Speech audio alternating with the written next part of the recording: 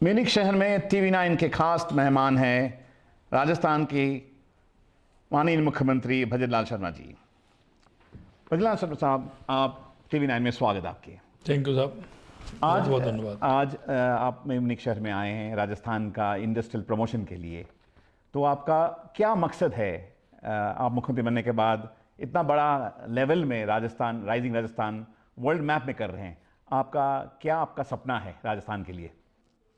देखिए, राजस्थान भारत का क्षेत्रफल की दृष्टि से सबसे बड़ा प्रदेश है और राजस्थान के अंदर अपार संभावना है, चाहे मिनरल के क्षेत्र में हो, चाहे वो स्टोन के क्षेत्र में हो, चाहे वो औद्योगिक क्षेत्र में हो, पर्यटन के क्षेत्र में हो, कृषि के क्षेत्र में हो, शिक्षा और चिकित्सा के क्षेत्र में हो, बहुत बड़ी संभावना है। इसलिए हम चाहते हैं कि जो प्रमुख निवेश करने वाले उद्योगपति हैं वो राजस्थान में आए। हमारी सरकार निश्चित रूप से उनका सहयोग करेगी। आज जर्मनी शहर में, म्यूनिख शहर में जाने जाते ऑटोमोबाइल हब की तरह, तो आप राजस्थान सरकार का रिन्यूएबल एनर्जी और जब पर्यावरण की राजस्थान का जो कमिटमेंट है, तो आप यहाँ के ऑटोमोबाइल क्षेत्र में जो निवेश इंडिया में कर रहे हैं German car manufacturers, they are next time जो आगे बढ़ना चाहते हैं ईवी में, तो ईवी में राजस्थान सरकार क्या क्या इंसेंटिव और क्या क्या कर सकते हैं जर्मन ऑटो मैन्युफैक्चरर्स की तरह से? देखिए, मैंने आज जर्मनी में जो रोड शो था उसमें मैंने ये सारे विषय रखे हैं और मैंने कहा है कि सौर ऊर्जा से लेकर के ऊर्जा के क्षेत्र में तो राजस्थान आगे है ही, क्योंकि हमारे पास वहाँ काफ़ी संभावना है, लेकिन ईवी के क्षेत्र में भी बहुत बड़ी संभावना है। आगे आने वाला समय ईवी के क्षेत्र में बहुत बड़ा काम राजस्थान में भी होने वाला है, पूरे देश के अंदर भी होने वाला है। मैंने आज आमंत्रित किया है और आमंत्रित मैंने जर्मनी के लिए, जिस तरह से जापान में हमने एक राजस्थान के अंदर जापानी जोन बना रखा है, हमने इसी तरह से मैंने आमंत्रित किया है कि जर्मनी जोन भी वहाँ बना है।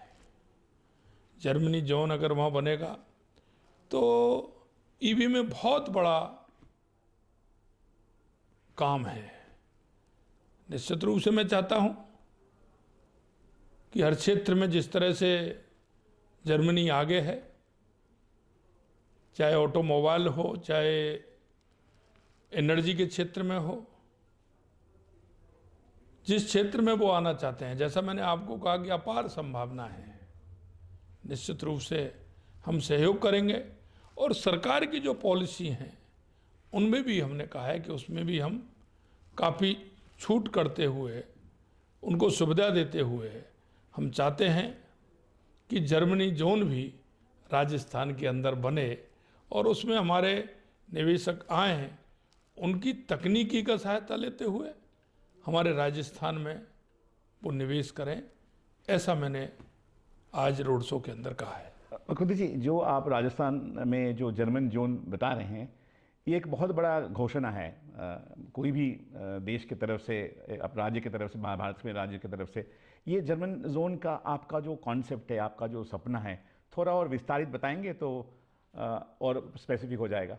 देखिए, मैं कहना चाहता हूँ आपसे, राजस्थान के अंदर जैसा मैंने बताया जापानी जोन है। पिछले दिनों मेरे को जापान और कोरिया जाने का मौका मिला। वहाँ मेरा रोड शो भी हुआ, उद्योगियों में से बातचीत भी हुई। मैं आपसे कह सकता हूँ कि वहाँ जापानी जोन में जितनी भी जापानी कंपनियाँ हैं, मैंने जानकारी चाहिए। उन्होंने भी खुल करके जानकारी दी कि हमने राजस्थान के अंदर जो हमारा जापानी जोन और वहाँ हमने जो जितनी कंपनियाँ खोली हैं वो 2 गुना नहीं, 3 से 4 गुना उनको प्रॉफिट हुआ है। हम चाहते हैं, क्योंकि राजस्थान में अपार संभावनाएं हैं, दिल्ली मुंबई कॉरिडोर हमारे पास है, भारतमाला एक्सप्रेस हमारे पास है, 9 हमारे ग्रीन फील्ड बन रहे हैं। और अगर हम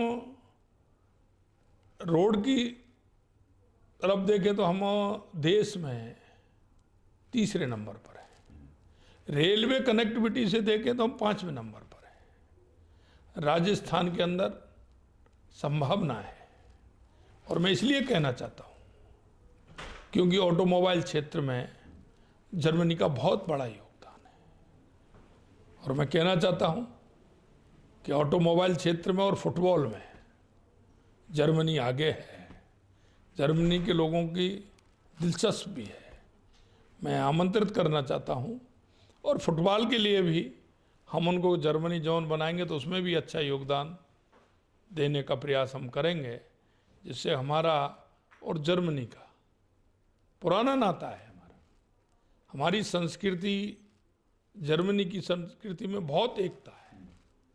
और इसलिए मैं कहना चाहता हूँ कि आप आएँ, निश्चित रूप से जो हमने कहा है वो हम करेंगे, और दोनों राज्य मिलकर के हम राजस्थान के अंदर अच्छा काम कर सकते हैं। इस विषय में राजस्थान के साथ जो हेल्थ सेक्टर में एक अच्छा कोलैबोरेशन आप लोग चाहते हैं, और जर्मनी हेल्थ सेक्टर में बहुत ही प्रवृत्ति उन्नति किया है और बहुत आगे बढ़ते हैं। तो हेल्थ सेक्टर में आप जर्मनी के साथ किस चीज़ में आपको कोऑपरेशन करना चाहते हैं, और क्या क्या सरकार की तरफ से कोई पॉलिसी है, इंफ्रास्ट्रक्चर जैसा हेल्थ SEZ व कुछ ऐसा है जो मैन्युफैक्चर बना सकते हैं, हेल्थ इंस्ट्रूमेंट्स व हेल्थ सर्विसेज? देखिए, आपने देखा होगा पिछले दिनों पूरी दुनिया के अंदर कोरोना की महामारी आई थी।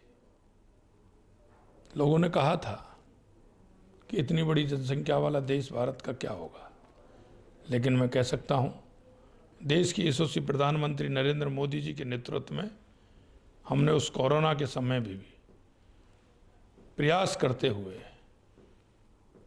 देश की जनता को सुविधाएं देते हुए काम किया। हम चाहते हैं कि अत्याधुनिक स्वास्थ्य उपकरणों के लिए, स्वास्थ्य सेवाओं के लिए, क्योंकि जर्मनी के अंदर पहले से ही हर क्षेत्र में जर्मनी आगे है।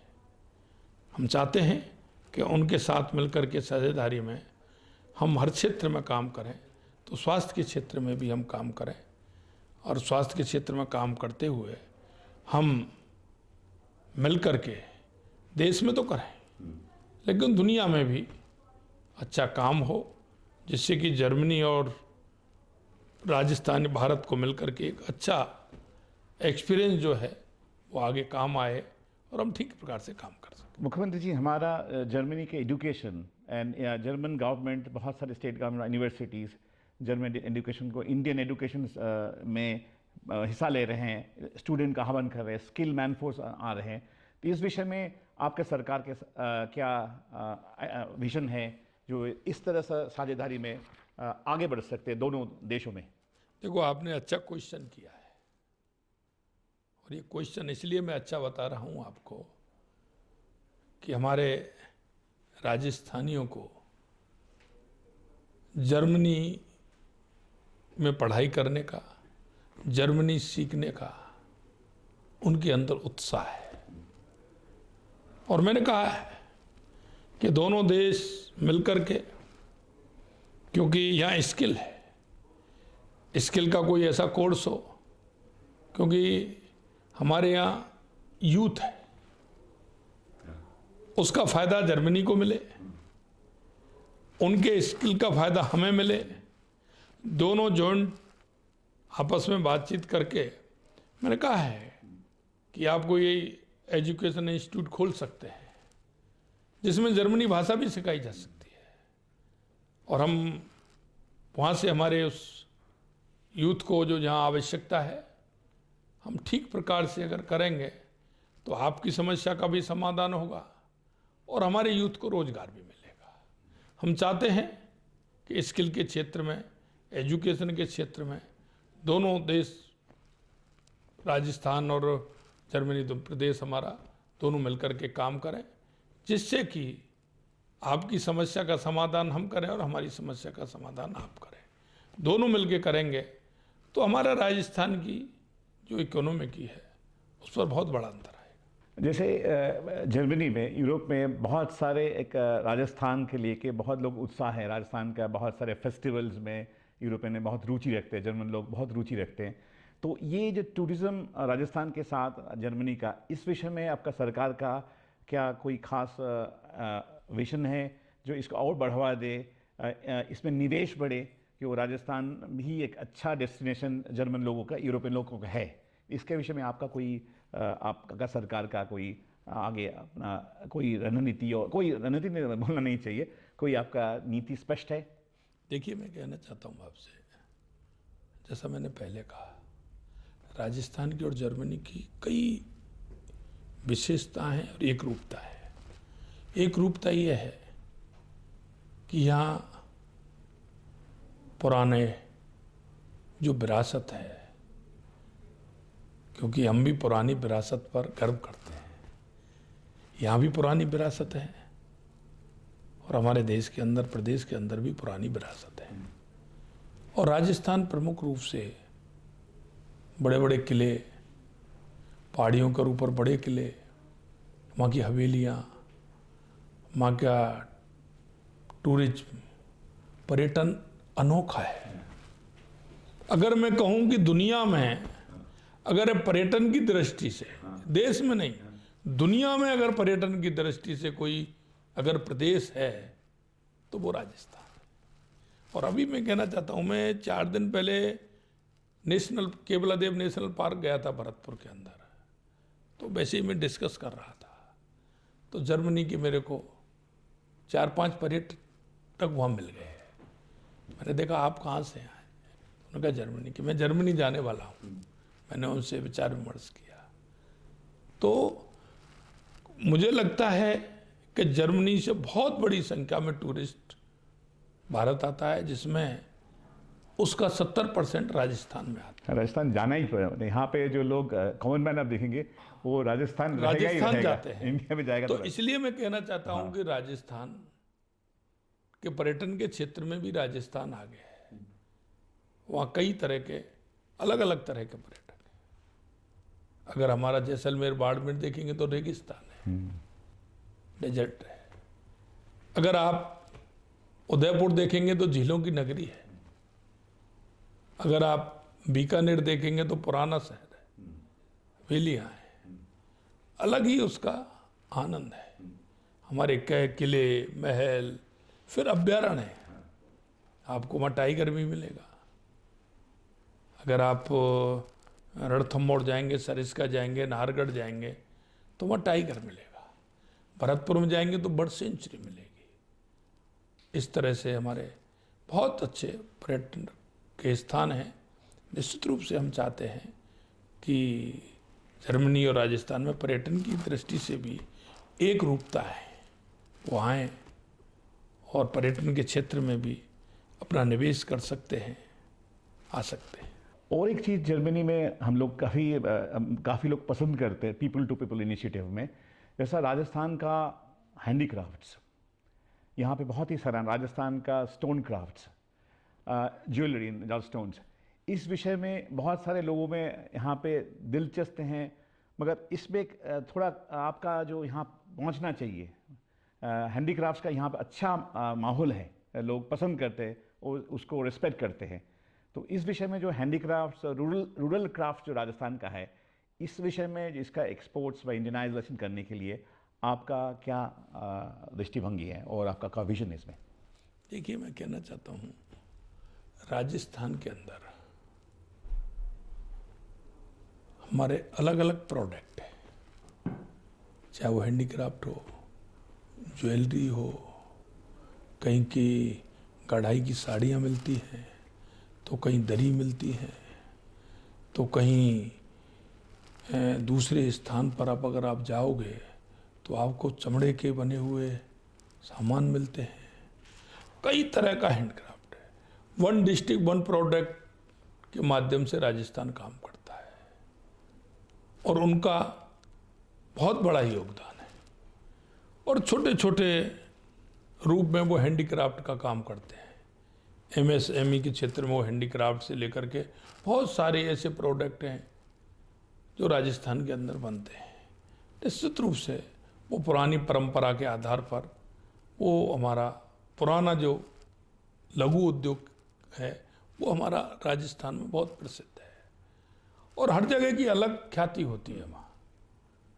जैसा मैंने कहा, हमारा वन डिस्ट्रिक्ट वन प्रोडक्ट, कहीं कहीं तो वन डिस्ट्रिक्ट वन प्रोडक्ट कहते हैं लेकिन 3 प्रोडक्ट होते हैं, 2 प्रोडक्ट होते हैं, तो उनका बहुत बड़ा योगदान है। निश्चित रूप से उस क्षेत्र में भी काम करेंगे तो एक अच्छा काम होगा। और हैंडीक्राफ्ट ही नहीं, स्टोन के कुछ ऐसे हैं जिनको हम काम कर सकते हैं और कई तरह की मिठाई भी हैं जो 3-3, 4-4 महीने चलती हैं। हाँ, कई तरह के ऐसे फल हैं जो उनको क्योंकि बना करके रखते हैं तो वो भी प्रोडक्ट काम आता है। अचार हैं, कई तरह के अचार Spices होते है। हैं तो वो भी काम करते हैं। एक हमारे यहाँ हनी, शहद का बहुत बड़ा काम होता है, बहुत बड़ा काम होता है। तो इस क्षेत्र में हम कह सकते हैं कि वन डिस्ट्रिक्ट वन प्रोडक्ट में हैंडीक्राफ्ट से लेकर के ज्वेलरी से लेकर के बहुत कुछ है। हमारे साड़ियाँ हैं, दरी हैं और जो सबसे बड़ा जो काम जयपुर के अंदर है वो इसका काम, बहुत बड़ा काम हमारे यहाँ होता है, छपाई का, रंगाई टेक्सटाइल्स का, हाँ, टेक्सटाइल का, डिजाइनिंग एलिमेंट और डिजाइनिंग का बहुत काम होता है। इसलिए मैं चाहते हैं कि हर दृष्टि से राजस्थान में इन प्रोडक्टों को अगर हम दें तो बहुत बड़ी संख्या होती है। इस विषय में और एक बात बोलना आपको चाहता हूँ। जैसा जर्मनी में इकोनॉमी का सबसे बड़ा बैकबोन है एमएसएमई एंड स्टार्टअप। ये हमारा प्रधानमंत्री जी की भी एक सपना है स्टार्टअप एंड एमएसएमई में। तो आपका सरकार का, राजस्थान सरकार का साथ जो जर्मन या यूरोप में आपका क्या स्पेसिफिक कोई इसमें एक दृष्टिकोण है जहां आप इस सेक्टर में और आगे निबिड़ सदा काम कर सकते हैं? देखिए, देश के यशस्वी प्रधानमंत्री नरेंद्र मोदी जी का बहुत बड़ा प्लान है। एमएसएमई क्षेत्र में, स्टार्टअप के क्षेत्र में बहुत बड़ा काम है। हम चाहते हैं कुछ निवेश इस तरह के हैं जो बुनियादी ढांचों के सिस्टम से किए जाते हैं। हम चाहते हैं कि उस क्षेत्र में भी हम जर्मनी से मिलकर के एक अच्छे काम करें स्टार्टअप का, जिससे कि हमारे आने वाली यूथ को रोजगार के अवसर भी मिले और हमारी इकोनॉमी है वो आगे बढ़े। हमने सोचा है कि हमारे 180 मिलियन डॉलर की इकोनॉमी है, ये आने वाले समय में 350 मिलियन की इकोनॉमी बने। तो इसके लिए सबसे प्रमुख है एमएसएमई में हम काम करें और लोगों को जोड़ते हुए स्टार्टअप को आगे बढ़ाने का काम करें। आप जब सरकार में आए उसके बाद जो रिफॉर्म्स ने आपने लाए, इंडस्ट्रियल एनवायरनमेंट, बिजनेस एनवायरनमेंट, जो राजस्थान में एक नया राजस्थान को आप दिखा, राइजिंग राजस्थान जो आपका विजन है, जो आपका सरकार का जो एक मुख्य राजस्थान राइजिंग राजस्थान जो आप इवेंट कर रहे हैं, इसके आपका जो रिफॉर्म्स इंसेंटिव है इसके बारे में थोड़ा चर्चा और विशद बोले तो इन्वेस्टर लोगों को क्या क्या इंसेंटिव्स, रिफॉर्म्स का क्या benefits investor, particularly foreign investor, European investor को और अच्छा लगे या एक दिशा दिखे? देखिए, इसमें 2 बात हैं। पहली बात आती है कि कार्य सुगम हो, सरलता से हो, किसी तरह की परेशानी नहीं आए। इसके लिए हमने 113 प्रकार के काम इस तरह के हैं, उनमें से हमने उन सब को कम करके 23 हमने ऐसे काम जोड़े, वो भी सिंगल विंडो। आप जिस दिन कहोगे सिंगल विंडो के माध्यम से वो काम होगा। हमने कहा है कि बड़े जो उद्यमी आएंगे उनको जमीन भी देंगे, बिजली पानी की सुविधा भी देंगे। इसके लिए भी हमारी सरकार ने काम किया है। हमने आते ही पानी के क्षेत्र में काम किया। आज हम कह सकते हैं राजस्थान में किसी भी उद्योग को लगाने के लिए पानी की कमी नहीं आएगी। हम ये भी कह सकते हैं, क्योंकि बिजली के क्षेत्र में भी हमने काम किया है, 2,24,000 1000 करोड़ रुपए के आते ही हमने अनुबंध किए और उसमें हमारा काम प्रारंभ हो गया। आने वाले समय में बिजली की भी हमें कोई परेशानी नहीं होगी। दूसरा, उनको ज़मीन हम देंगे और उनको हमने रियायत देने का भी काम किया है। और हमने कहा है जो उद्यमी आएगा वो हमको अपनी परेशानी बताए, निश्चित रूप से उस परेशानी का सॉल्यूशन निकालते हुए उसको हम करेंगे। और हम ये विश्वास दिलाते हैं क्योंकि हमें भरोसा है, क्योंकि राजस्थान के अंदर अगर कोई निवेश करता है तो वहाँ मार्केट बहुत बड़ा है।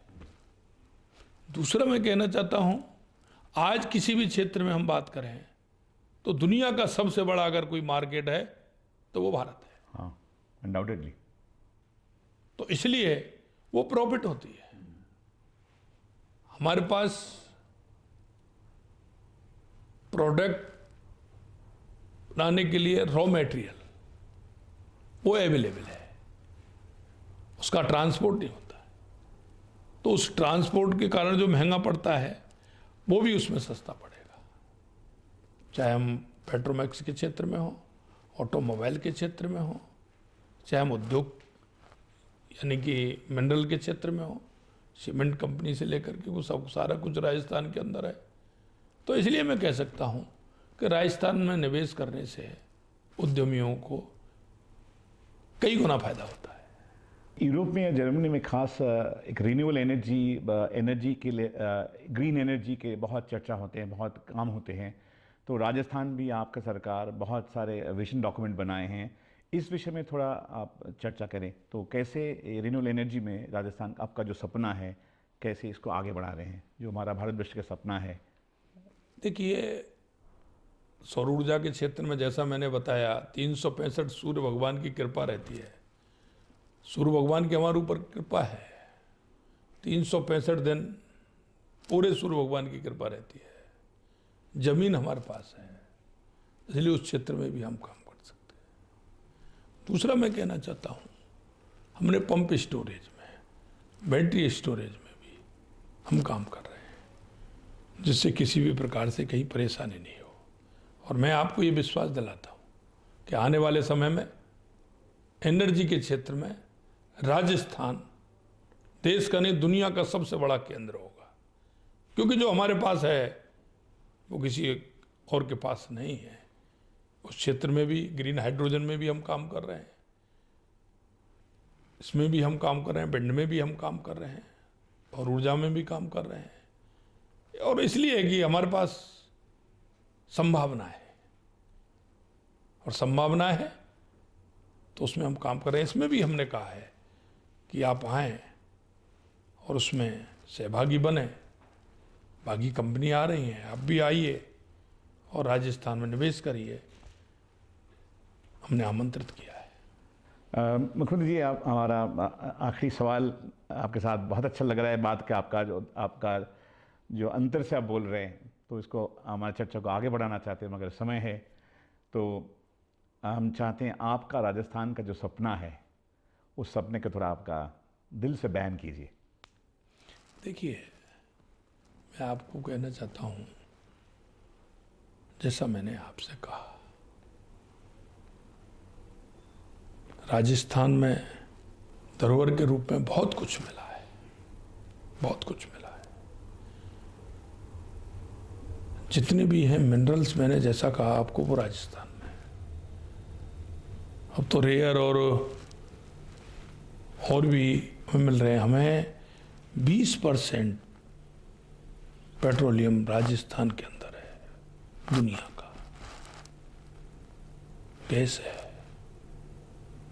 हर मिनरल है, स्टोन है, लोहा है, सोना है, चांदी है, जस्ता है, तांबा है। पर हमारे पास जमीन है, सूर्य की कृपा है, प्रचुर मात्रा में हमारे पास पर्यटन की दृष्टि से बहुत कुछ है। 3-3, 4-4 अभ्यारण्य है हमारे पास, जहाँ पर्यटकों को आकर्षित करता है। झीलों की नगरी है।